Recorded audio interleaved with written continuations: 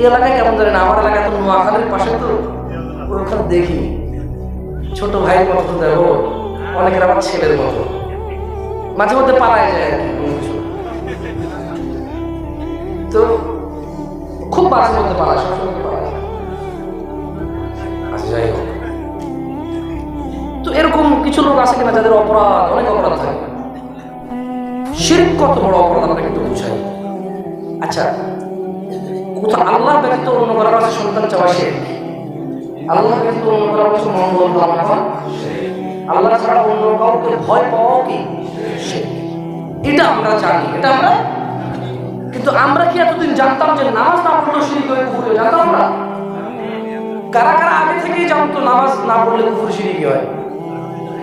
ওকে, আত্মা কারা কারা আগে থেকে জানতো না যে হুজুর আমরা তো জানতাম না যে নামাজ না পড়লে কুফরিও হয় শিরকি হয়? কারা কারা জানতো না?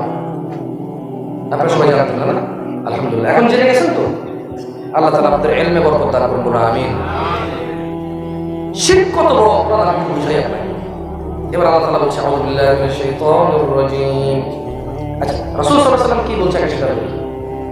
عن أبي بكرة رضي الله عنه قال قال النبي صلى الله عليه وسلم আবু বকর রাদিয়াল্লাহু আনহু থেকে বর্ণিত, তিনি বলেন আল্লাহ নবী সাল্লাল্লাহু আলাইহি ওয়াসাল্লাম বলেছেন, আলা উনাব্বিউকুম বিআকবারিল কাবাইর, আমি কি তোমাদেরকে পৃথিবীর সবচেয়ে জঘন্যতম বড় অপরাধগুলোর সম্পর্কে অবহিত করব না, জানাবো না তোমাদেরকে? সালাসান, তিনি মুহাম্মদ সাল্লাল্লাহু আলাইহি ওয়াসাল্লাম তিনবার বলেছেন, এই তোমাদেরকে কি আমি বলবো পৃথিবীর সবচেয়ে বড় অপরাধ কি? ক্বালু বালা ইয়া রাসূলুল্লাহ, সাহাবারা সবাই বললেন রাদিয়াল্লাহু তাআলা আনহুম আজমাইন, বললেন ইয়া রাসূলুল্লাহ সাল্লাল্লাহু আলাইহি ওয়াসাল্লাম আপনি অবশ্যই আমাদেরকে বলেন। ক্বালা আল ইশরাকু বিল্লাহ, আল্লাহ নবী সাল্লাল্লাহু আলাইহি ওয়াসাল্লাম বলেছে যে আল্লাহর সাথে শরীক করা। তাহলে পৃথিবীর সবচেয়ে বড় অপরাধ আল্লাহ নবী কি বলেছে? কি বলেছে? নামাজ না পড়লে কি হয় আর কি হয়? হাদিস কার থেকে বর্ণিত? নামাজ না পড়লে কি হয় আর কি হয়? আরে চুপ থেকে লাভ না। নামাজ না পড়লে কি হয় আর কি হয়? কার থেকে বর্ণিত? আলহামদুলিল্লাহ, তাহলে আমরা একটা হাদিস শিখছি আজকে, কেমন? আলহামদুলিল্লাহ। আজকের এই বক্তব্যের জন্য একটা হাদিস না, অ্যাটলিস্ট আমরা একটা হাদিস তো শুনছি। এখানে এমন অনেক মানুষ আছে 50 বছর 40 বছর থেকে ওয়াজ শোনায়, একটা করে শিখলো 40টা হাদিস হতো। একটা করে শিখলো কয়টা হাদিস হতো? 40টা হাদিস হতো।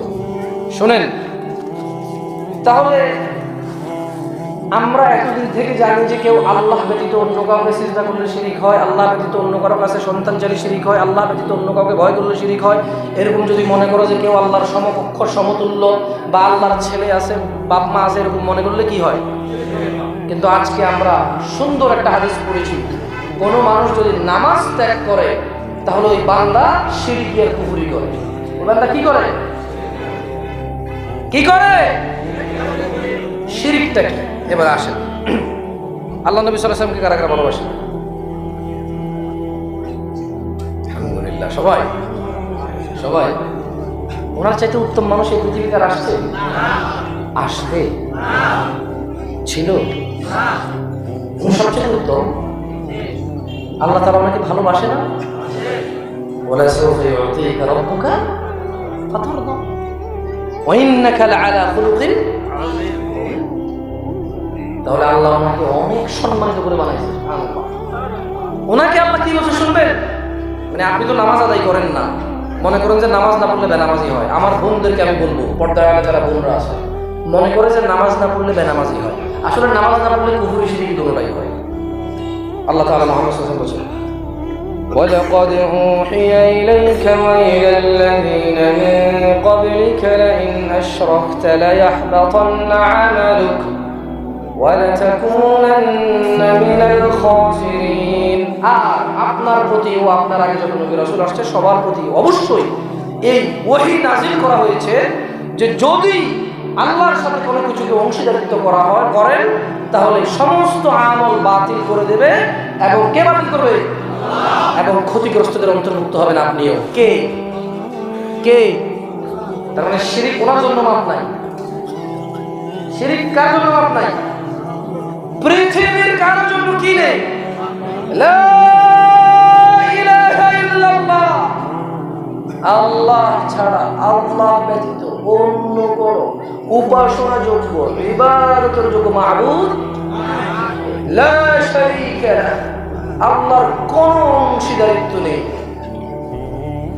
আল্লাহ তাআলা পবিত্র ওই সব অংশীদারিত্ব থেকে, যা আমরা ওনার সাথে করি পবিত্র এটা থেকে, তিনি এর কোনো ভাগ নেয় না।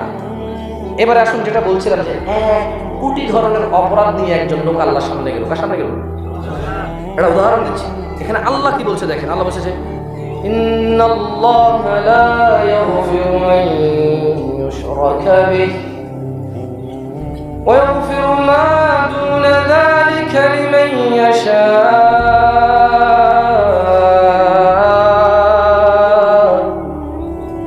ওয়া মান ইউশরিক বিল্লাহ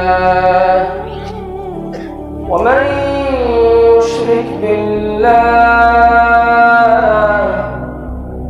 فقد افترى إثما عظيما إن الله لا يغفر أن يشرك به। আল্লাহ বলছেন একজন মানুষ যত অপরাধী করুক, এর মধ্যে একটা অপরাধ হচ্ছে শিরক। এটা যদি কেউ শিরক অবস্থায় মরে যায়, আল্লাহ বলছেন মাফ করবো না। তার মানে মৃত্যুর পরেও এই যে এই পৃথিবীতে চলে গেলেও মানুষকে আল্লাহ মাফ করবে। মানুষ যদি অপরাধ নিয়েও মারা যায়, আল্লাহর কাছে যায়, এটা কার ইচ্ছা? ক্ষমা করা কার ইচ্ছা? ক্ষমা না করা কার ইচ্ছা? তবে এতটুকু এই আয়াত থেকে বোঝা গেল সূরা নিসা, যে মানুষজন অপরাধ নিয়ে আল্লাহর কাছে গেলে অপরাধগুলো দেখে আল্লাহ বলছে যে যদি কারো অপরাধের মধ্যে শিরক থাকে, ওটা মাফ করা হবে না। ওটা কি করা হবে না? ওই লোক চিরস্থায়ী জাহান্নামী হবে, আর জাহান্নাম থেকে বের হবে না। আল্লাহ তাআলা আমাদেরকে আশ্রয় দান। তাহলে শিরককারী কোনো ব্যক্তি যদি শিরক করে মারা যায়, ওর কি নেই? অনেকে আমরা এমন ওয়াজ করছি শিরকের, মনে করছে দুনিয়াতে শিরকগুলোর মাপ নাই। না না, যা করছেন করছেন, ক্ষমা চাইলে কে ক্ষমা করে? আমি ইনশাআল্লাহ আমার বক্তব্য আল্লাহর ক্ষমা নিয়েও কথা বলে শেষ করবো ইনশাআল্লাহ তাআলা আমার বক্তব্য।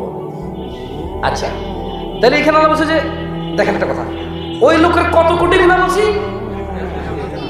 1 কোটি ধরনের, 1 কোটি গুনাহ না। মনে করেন যে পুরো জমিন আসমান ভরে ফেলছে। কয়জন মানুষে? কয়জন মানুষে?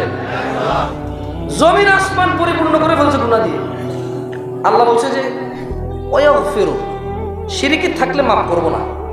ওয়াগফিরু মা দুনা যালিকা লিমান ইয়াশা, শিরক ছাড়া যে কোনো গুনাহ যত খুশি আল্লাহর ইচ্ছা মাফ করে দিবেন তিনি। সুবহানাল্লাহ। কার ইচ্ছা? কে মাফ করবে? এরপর আল্লাহ বলছে ওয়া মান ইউশরিক বিল্লাহ, আর যে ব্যক্তি আল্লাহর সাথে শিরক করলো, ফাকাদ ইফতারা ইসমান আযীমা, সে মহা অন্যায় ঘটনা করলো। তাহলে জাবের রাদিয়াল্লাহু আনহু থেকে হাদিস বর্ণিত, কি বলেন তো আবার? বান্দা ও শিরকি কুফরি, বান্দা ও শিরকি কুফরি মধ্যে পার্থক্য হচ্ছে নামাজ ত্যাগ করা। তাহলে আল্লাহ কি গুনাহ ক্ষমা করবে না? কি গুনাহ ক্ষমা করবে না? কি গুনাহ ক্ষমা করবে না? এছাড়া কি কতটুকু গুনাহ ক্ষমা করবে ওনার ইচ্ছায়? যা যত খুশি। কার ইচ্ছা? আল্লাহর ইচ্ছা। আচ্ছা আসেন, এই পৃথিবী থেকে যারা চলে গেছে কারা সফল জানেন? আল্লাহ তাআলা বলছে, আমি টান নিবাস করতে পারি, আপনারা বিরক্ত হচ্ছেন না তো? যদি বলেন তো টাইনা করতে করে পড়া শুরু করে দেবো, সমস্যা, চেষ্টা করলে হবে না। জোয়ান মানুষ একটু টাইনা টিনা করে 10 মিনিটের কথা 30 মিনিটে লই চলে যাবো, সমস্যা কি? খালি একটা 4 আলিফ 3 আলিফ করে টান টুন মারলে এতক্ষণ যে ওয়াজ করছি 2.5 ঘন্টা শেষ করা সম্ভব হতো না। টান লেগে ওটা সুবিধা তো। বলুন না, পারবো না, হবে না, প্র্যাকটিস লাগবে। কি লাগবে? তবে মাশাআল্লাহ যারা অনেক সুন্দর বলা, মাশাআল্লাহ সুন্দর করে বলে। যাই হোক, আসুন, الذين آمنوا ولم يلبسوا إيمانهم بظلم أولئك لهم الأمن وهم مهتدون। যারা ঈমান আনছে, কারা কারা এবং তাদের ঈমানকে শিরকের সাথে কলুষিত করেনি। বলেন তো জাবের রাদিয়াল্লাহু আনহু থেকে শিরকি কুফরি কি বলছে? এই সবাই একসাথে বলেন। শিরকি আর কুফরি কোন জিনিস ছেড়ে দিলে হয়? এখানে আল্লাহ বলতেছে আল্লাযীনা আমানু ওয়া লাম ইয়ালবিসু ঈমানাহুম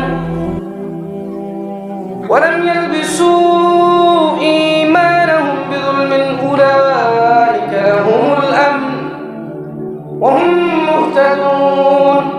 যারা ঈমান আনছে আল্লাহর প্রতি এবং এই ঈমানের সাথে শিরকের জুলুম, শিরকের মতো ভয়াবহ অপরাধকে মিশ্রিত করেনি, উলাইকা লাহুমুল আমন, ওদের জন্যই রয়েছে নিরাপত্তা, ওয়া হুম মুহতাদুন, তারাই হেদায়েতপ্রাপ্ত।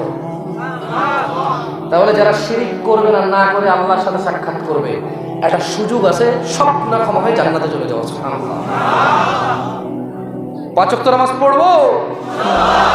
জোহরের নামাজ কয় রাকাত? এই দেশে 12 রাকাত চলে। আপনি ওই দিকে কয় রাকাত জানেন না? গাজীপুরে বসে 11 রাকাত, 10 রাকাত। ঈশা কয় রাকাত চলে এখানে? আরে না, 15 রাকাত। গাজীপুরের ওরা বসে 13 রাকাত। বললাম কেমনে? তোরা জোহরের সময় আমার হিসেব দিছে, প্রথমে বড় সুন্নত 4 রাকাত, ফরজ 4 রাকাত। কত হইল? আমি বললাম ঠিক আছে, সুন্নতে মুআক্কাদা 4 রাকাত আছে, ঠিক আছে, কিন্তু এটা ফরজ না। কিন্তু এটার অনেক বিশাল নাকি, আমরা এটাকে ছোট করে দেখি না। কিন্তু আমরা যারা নামাজ পড়ে না তাদেরকে বলতে চাই 4 রাকাতের জন্যই আগুনে জ্বলবে মানুষ। কয় রাকাতের জন্য? কয় রাকাতের জন্য? বাকি সুন্নতে মুআক্কাদা পড়লে আল্লাহ ঘর বানাবে জান্নাতে। যে একদিনে 12 রাকাত সুন্নতে মুআক্কাদা পড়বে তার জন্য প্রতিদিন ঘর বানাবে আল্লাহ তাআলা। তো আমরা ওইটার বেনিফিট বলি, কিন্তু বললাম ঠিক আছে, বড় সুন্নত 4, ফরজ 4, ছোট সুন্নত 2, কত হইল? বললাম বাকি 2 কেমনে? বল নফল 2 রাকাত। বললাম নফলের বেশি না হয় নাকি? 4 পড়লে কি মানা করবো আমারে? কেন জোহরের সময় নফল 4 পড়লে কি মানা করবো? আর না পড়লে অসুবিধা হইব?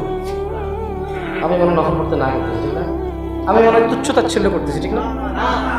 আরে ভাই, ক্যামেরাওয়ালারা এমন ভাবে কাট করে দিয়ে বলবে যে জামশেদ মজুমদার তো মানে নামাজ অস্বীকার করে। এদেরকে আমরা হেদায়েত দিই। এরা দিন প্রচারে অনেক সমস্যা করতেছে। এরা হুজুরে ঝগড়া লাগাই দিচ্ছে, জাতি ঝগড়া লাগাই দিচ্ছে। এরা সামান্য উলঙ্গ বিজ্ঞাপনে কত টাকা কামানো, যাই হোক ওদের ব্যাপার, ওদের হিসাব আল্লাহর কাছে। তো তাহলে জোহর নামাজ কয় রাকাত পড়া? 12 পড়া। আমি চিন্তা করলাম 2 রাকাত নফল কেমনে জোহর ঢুকলো? আমি 10টা বাজে পড়লে কি এবার না করতো? ওই 2 রাকাত নফল যদি আমি 11টা বাজে পড়তাম আমার কেউ না করতো? আমার জন্য নিষেধ ছিল। 9টা বাজে 2 রাকাত নফল পড়লে আমার জন্য নিষেধ ছিল। জোহর কেমনে হইল? যাক, ভেবে কুল পাইনি। বললাম তাহলে ঈশা কেমনে? 13 রাকাত। আমার এলাকা 15। আমার এলাকায় কত? বললো যে ছোট সুন্নত 2, ঈশার আগে নাকি ঈশার আগে না পড়া?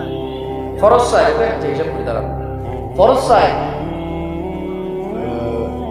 ছোট সুন্নত 2, কত হলো? তাহলে ঈশার আগে 2 রাকাত ছোট সুন্নত, ঈশার আগে 2 রাকাত ছোট সুন্নত, 4 রাকাত ফরজ, কত হলো? এরপরে 2 রাকাত সুন্নতে মুআক্কাদা, কত হলো? 8। এরপরে নারী ভাই ঈশার আগে 4, হ্যাঁ আমি কম ধরে ফেলছি। ঈশার ফরজ আগে কত? ঈশার ফরজ কত? কত হলো? বললাম যে ঠিক আছে 8 হলো, 13 কেমনে হয়? এরপরে ছোট সুন্নত কত? বললাম 10। এরপরে ভিতর হলো 3, ভিতর 3, কত হলো? আমি বললাম জোহরের 2 রাকাত নফল ছিল, ওটা কি এখানে নাই?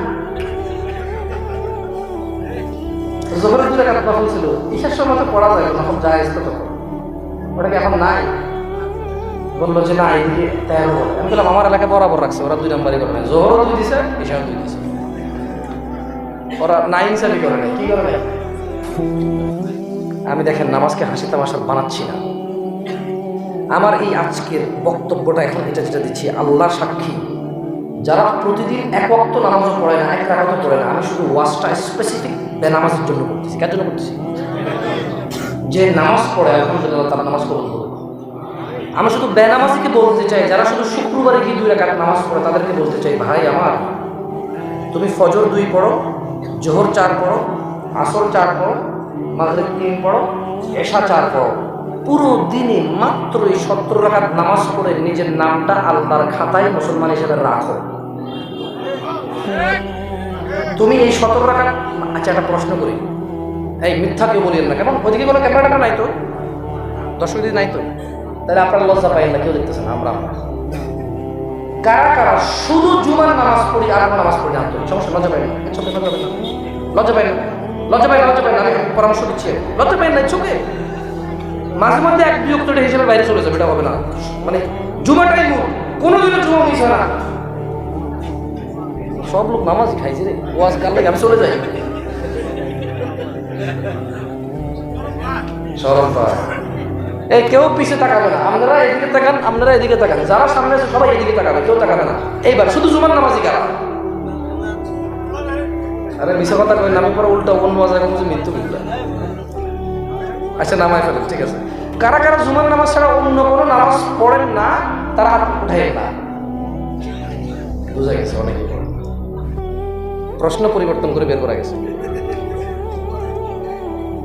আচ্ছা শোনেন, 2 রাকাত জুমার নামাজ পড়ার পরে এমন কি কেউ আছে যার মনটা খুশি হয় না? আছে।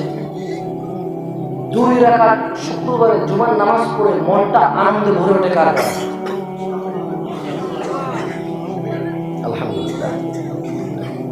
আমি ছোট ভাই, চাচা আপনাকে পরামর্শ দিচ্ছি, দেখেন আপনি সপ্তাহে মাত্র 2 রাকাত নামাজ পড়ে যদি আপনার মনটা এত আনন্দিত হয়, তাহলে দিনে 17 রাকাত পড়লে আপনার মন কত আনন্দিত হবে। মাত্র 2 রাকাত নামাজ 8 দিনে যদি পড়ে আপনার মনটা এত ভালো থাকে, এত খুশি লাগে, আল্লাহর প্রতি এত ভালোবাসা যায়, দিনে 17 রাকাত নামাজ আল্লাহর জন্য আদায় করলে আপনার মনটা কত আল্লাহকে ভালোবাসবে, এটা আপনি অনুভব করার চেষ্টা করেন। আর ইনশাআল্লাহ আপনি ফরজটা শুরু করেন, সুন্নতে মুআক্কাদা, ভিতর, নফল, অন্যান্য নামাজ সম্পর্কে ইনশাআল্লাহ আপনার মসজিদের ইমাম থেকে শিখে নেবেন। তবে আমি এতটুকু বলবো, যারা 5 ওয়াক্ত নামাজ পড়ে তারা যদি দিনে ফরজের আগে 2, জোহরের ফরজের আগে 4 পরে 2, মাগরিবের ফরজের পরে 2, ইশার ফরজের পরে 2, মোট যদি কোনো মানুষ দিনে 12 রাকাত সুন্নতে মুআক্কাদা আদায় করে, যে ব্যক্তি যে দিন 12 রাকাত সুন্নতে মুআক্কাদা আদায় করবে, সেই দিন আল্লাহ তাআলা তার জন্য একটা জান্নাতে ঘর বানায়। সুন্নত নামাজের এত মর্যাদা, তাহলে ফরজ কি দিয়ে তুমি মিটাবা? ফরজ কি দিয়ে মিটাবা? ও আমার ভাই বোনরা, ফরজ কি দিয়ে মিটাবা? খালাস 2022 ডিসেম্বর 2 তারিখ, এর পূর্বে যত অপরাধ হয়েছে হোক, যত অবহেলা হয়েছে হোক, আমি সরিষাবাড়ি মুমিন মুসলিমদের উদ্দেশ্যে বলতে চাই, আপনার আজকের পূর্বের সমস্ত অপরাধ একদিকে, আজকে আল্লাহর দিকে আপনাকে আমি ডেকে বলছি। আল্লাহ তাআলা বলছে, কুল ইয়া ইবাদিয়াল্লাযীনা আসরাফু আলা আনফুসিহিম লা তাকনাতু মির রাহমাতিল্লাহ। ও সরিষাবাড়ির মুমিন মুসলমানরা, ও বাংলার জমিনের মুমিন মুসলমানরা, ও পৃথিবীর ঈমানদাররা, আল্লাহর নবীকে আল্লাহ বলছে যে এদের সবাইকে বলে দিন, যারা নিজেদের প্রতি জুলুম, অত্যাচার, অন্যায়, অপরাধ, নিপীড়ন, নিজের জাহান্নামের কাজে লিপ্ত, মুহাম্মদ সাল্লাল্লাহু আলাইহি ওয়াসাল্লাম সবাইকে বলে দিন আসরাফু। সুতরাং আসুন আমরা আমাদের জীবনকে ভালো কাজে ব্যয় করি, আমরা বেশি বেশি করে নেক আমল করি আর খারাপ কাজ থেকে বিরত থাকি।